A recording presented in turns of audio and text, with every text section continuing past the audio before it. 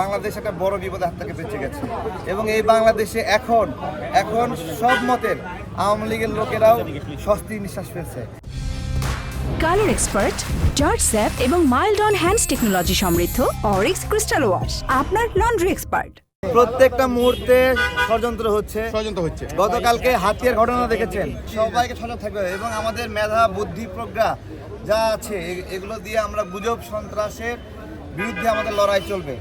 বাংলাদেশকে এখন স্থিতিশীল করার সময়, শান্ত রাখার সময়। আমাদের সবার কাছে একটাই আবেদন যে রাজনৈতিক পরিচয় না, আওয়ামী লীগ, বিএনপি, জামাত, প্রতিপক্ষ বা স্বপক্ষ যেই পক্ষই হোক, সবাইকে এখন সুরক্ষা দিতে হবে। এই সুরক্ষা দেওয়া ছাড়া সুন্দর বাংলাদেশ হবে না। আমরা সবাইকে সহযোগিতা করব।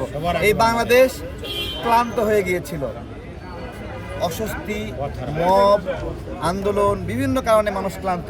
ব্যবসায়ীরা ভয় পেয়ে চলে গেছিল। আমরা ব্যবসায়ীদের সুরক্ষার জন্য সর্বোচ্চ কাজ করব।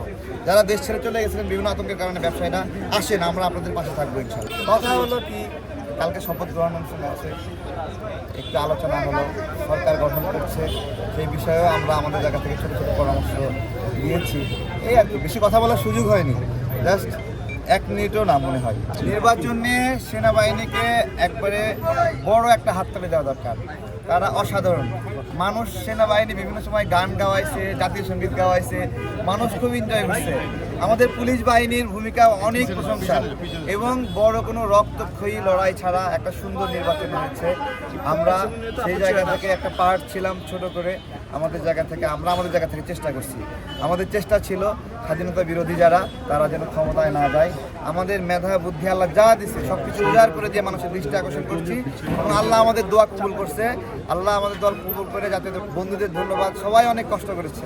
ঠিক আছে, বাংলাদেশ একটা বড় বিপদের হাত থেকে বেঁচে গেছে এবং এই বাংলাদেশে এখন সব মতের আওয়ামী লীগের লোকেরাও স্বস্তি নিঃশ্বাস ফেলছে, জামাতের লোকেরাও স্বস্তি, সবাই, বিএনপি তো স্বস্তিতে আছেই সবাই। এবং দেখেন, এবং চারদিকে খুব শুনশান নীরবতা এবং ভিতর থেকে আনন্দ।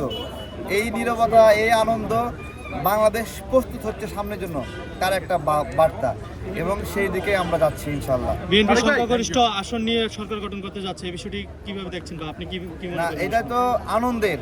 দেখুন, সবচেয়ে গুরুত্বপূর্ণ বিষয় জুলাই সনদ নিয়ে। জুলাই সনদ এটা লেখা আছে যে দল নোট অফ ডিসেন্ট দিয়েছে সেই দল সংখ্যাগরিষ্ঠতা পেলে, দেখেন আবার 1/3 পেয়েছে, এরকম পেলে তারা তাদের মতো করে নোট অফ ডিসেন্ট বাদে বাকিগুলো বাস্তবায়ন করতে পারবে। সুতরাং ভয়ের কিছু নেই, আতঙ্কের কিছু নাই। এখন পুরা দেশ সাজানোর যে গুটি, এটা বিএনপির হাতে আছে। আমরা আশা করছি সুন্দরভাবে সাজাবে।